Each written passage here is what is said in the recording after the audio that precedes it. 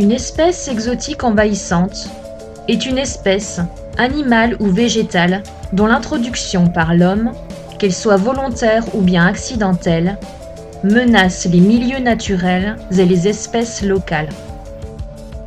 Les conséquences écologiques, économiques et sanitaires peuvent être importantes et parfois même irrémédiables. On estime aujourd'hui que les espèces exotiques envahissantes sont la seconde cause d'érosion de la biodiversité, juste après la destruction des milieux naturels. La jussie figure ainsi parmi les plantes les plus agressives et les plus dangereuses pour la biodiversité. La jussie est une espèce qu'on peut reconnaître assez facilement, notamment quand elle est en phase terrestre, puisqu'elle est assez grande. C'est une espèce qui fait entre 50 et 80 cm quand elle est en végétation en été. Elle a des longues feuilles, une tige poilue, elle est très ramifiée, et puis elle a des très grandes et très jolies fleurs jaunes à 6 pétales qui expliquent d'ailleurs qu'on l'ait introduit initialement pour l'ornement.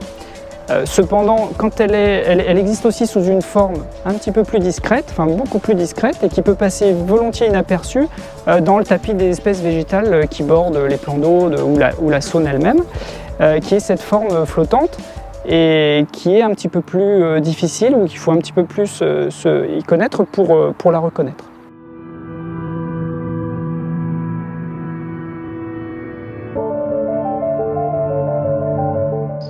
Alors, ce qu'il faut savoir pour bien comprendre l'ampleur de la mobilisation contre ces espèces exotiques envahissantes, c'est qu'elles ont des impacts délétères assez importants, principalement de 3 ordres.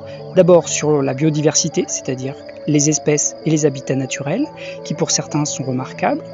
Elles entraînent des problèmes de fonctionnement des zones humides, par exemple des embâcles, donc une augmentation des crues, une sédimentation accélérée, par exemple dans les bras morts, et également des problèmes économiques ou socio-économiques, avec par exemple un obstacle à la navigation, une gêne à la pêche ou à la pratique de la chasse, et voire une perte de valeur fourragère dans les prairies humides qui sont colonisées.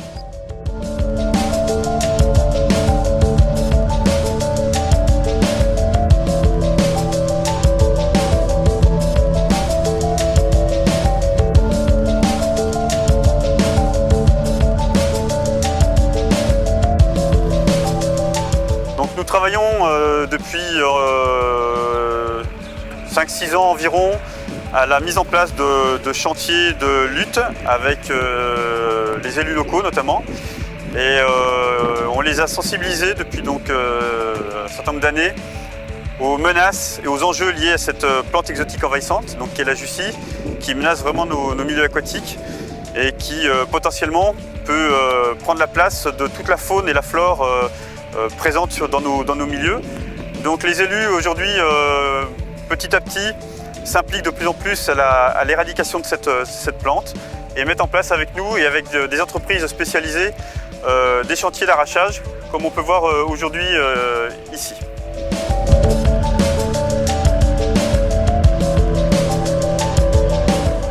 Donc l'entreprise Fougère intervient sur l'arrachage manuel de la jussie dans toute la France uniquement. Notre priorité, c'est donc arracher cette plante envahissante avec 2 objectifs principaux. Enlever les racines, c'est la priorité. La masse végétale est une chose parce qu'elle est visible, mais la priorité pour avoir un bon résultat, c'est l'arrachage des racines. Et la deuxième chose importante, c'est de travailler avec précaution, parce que c'est une plante qui se reproduit par bouturage. Vous faites un petit fragment, ce petit fragment a déjà des racines. Et donc, lorsque vous laissez dériver ce fragment, ça va redonner un pied viable, 100 mètres plus loin, 10 mètres plus loin, et reformer un nouvel herbier. C'est la rapidité de propagation de cette plante qui, par bouturage, via les ragondins, l'activité humaine, les oiseaux, va coloniser très rapidement un milieu aquatique parce que de nombreux herbiers vont apparaître rapidement grâce au bouturage. Donc notre mission, c'est l'arrachage manuel pour enlever les racines et la masse végétale bien sûr, et surtout faire un travail très propre, ne pas laisser dériver des boutures sur la rivière.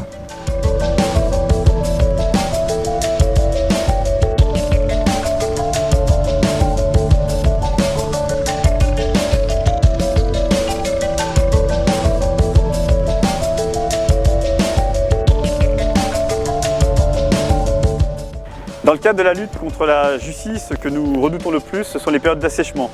Au cours de ces périodes, la Jussie va s'ancrer profondément dans la vase et de ce fait, l'arrachage manuel va devenir quasiment impossible.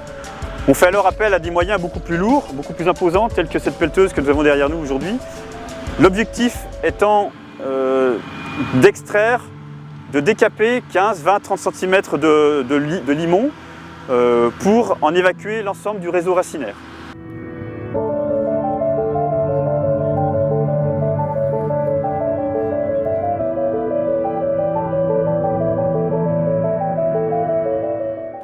Les chantiers d'arrachage de Jussie aboutissent à d'énormes quantités de déchets, des déchets verts, qui ne sont aujourd'hui pas valorisables. On n'a pas trouvé aujourd'hui actuellement de débouchés pour valoriser ces énormes quantités de matière.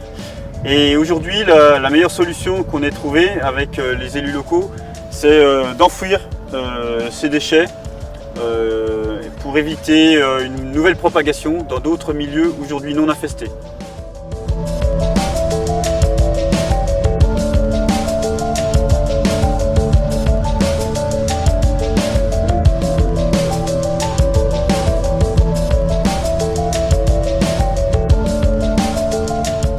La lutte contre les espèces exotiques envahissantes et notamment la lutte contre la Jussie sur le bassin de la Saône sera d'autant plus efficace que l'implication des acteurs locaux, des élus, des gestionnaires sera importante.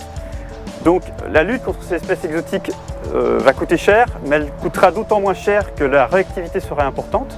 Donc le PTB, à ce titre, est à la disposition justement de tous ces acteurs, ces gestionnaires, pour les conseiller, pour les aider à monter un programme de lutte coordonné et pour aboutir assez rapidement, le plus rapidement possible, donc à l'éradication, en tout cas la limitation de cette espèce sur notre territoire.